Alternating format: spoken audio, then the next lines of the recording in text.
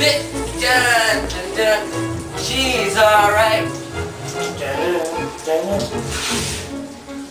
Are you fucking psycho? Get out! Now! Out! Out! Out! Out! Out! I swear some people are fucking crazy!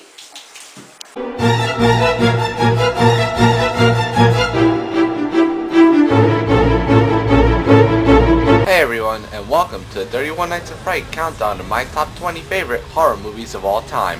Now take note that this is a list of my favorite horror movies of all time. Not what I think should be the top 20 horror movies of all time. This list is purely based on horror movies that not only frightened me the most, but ones that I extremely enjoyed the most. So please, for any stupid people out there who jump to conclusions, let me say this slowly. This list is my opinion and is only based on horror movies that I like the most. There. Hopefully I won't get any retarded people leaving me angry comments about my list. If you want to partake in my little countdown, list your top 20 horror movies of all time in the comment section below or in a video response. With all that said, let's get this shit started. Coming in at number 20 is Resident Evil Apocalypse. Now I know, don't anyone freak out on me here, just let me explain. Look, before anyone decides to say, what? Man, fuck this dude and his list. Just give me a sec, listen. I grew up playing this video game series and absolutely loved it and still do to this day. So when it was announced that a Resident Evil movie was in the works, I freaked out for joy. I wanted a zombie, loud, creepy, game-based killing spree, and that's exactly what I got.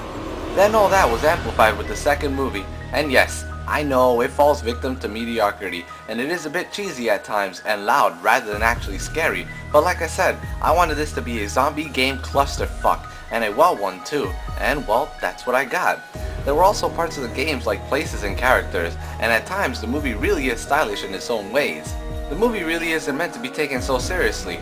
It's just an action movie that's meant for fun, and that's why I enjoyed it so much out of the three, and enough to put it on this list. Coming in at number 19 is Nosferatu 1979. I got a question for you. What happens when you bring back past work of genius to modern time?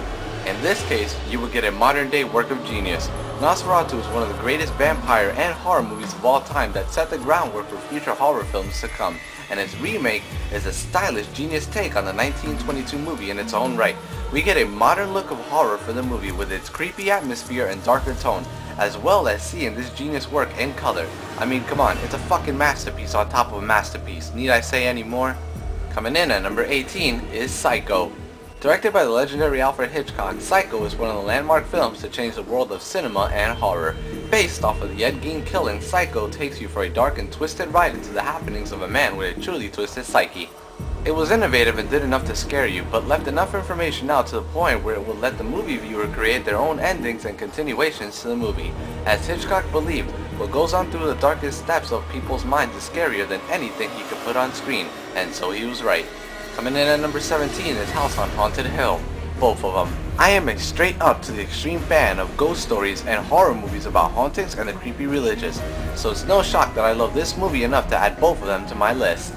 The first one was one of the landmark films in the history of movies to change the scope of things, and sure, by today's standards the first one is kinda cheesy, but back then it was scary as hell, and its premise is still one that scares the shit out of me. I mean, all the props, dark tones, creepy atmosphere, lighting, story, and the brilliant Vincent Price makes this movie a ball to see, and the remake is good in its own right as well. Speaking of that, there is no one who can play Vincent Price better than Jeffrey Rush. Coming in at number 16 is Night of the Living Dead. Yeah, that's right. Some of you may have thought that I didn't like George Romero because I said that Diary and Land of the Dead were pieces of shit, but back in the day, the man could direct some fucking awesome movies that kicked major ass. The man is definitively the father of zombie movies and brought on the genre with Night of the Living Dead. It was artistic, gritty, dark, smart, and independent of Hollywood dribble. Shot in black and white for creepy style, Romero starts his tale of the day a worldwide shitstorm of zombies took over that will never be forgotten.